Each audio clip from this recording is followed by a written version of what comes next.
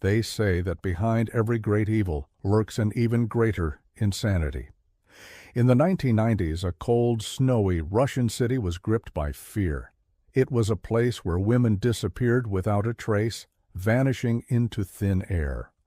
And as the icy winds howled through the empty streets of Angarsk, the citizens knew that there was a monster among them.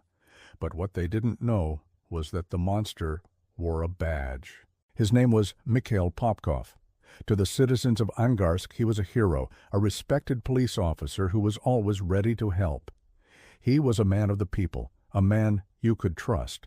But behind closed doors, Popkov was a monster. He was the werewolf, the one they called the Angarsk maniac.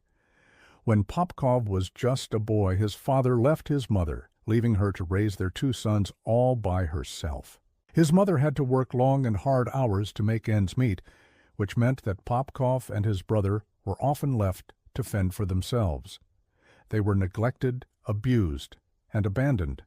But young Mikhail found solace in the thought that he was special, that he was different from everyone else. He developed a twisted obsession with cleansing society of what he saw as filth, and he believed that he was chosen by God to do it. And so when Popkov grew up and became a police officer, he was already a monster in the making. He was a predator who was just waiting for his moment to strike. It came when he met his first victim. She was a young woman who had come to Popkov for help. She had been harassed by some men, and she needed someone to protect her. But instead of helping her, Popkov took advantage of her. He drove her to a remote area, and then he attacked her. He beat her with an axe, stabbed her with a knife, and then strangled her with a screwdriver. And as she lay dying, he did something that would haunt her for the rest of her life. He cut off her head, and then he buried her in the snow.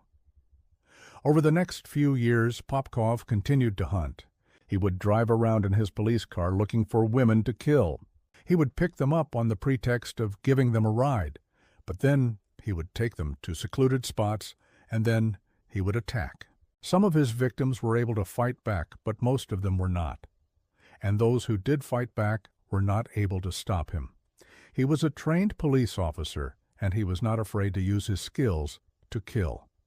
As the body count rose, so did the fear. People were afraid to go out at night, and they were afraid to trust anyone, for the police were unable to catch the killer, and the killer was using the very tools of the police to evade them. But eventually, technology caught up.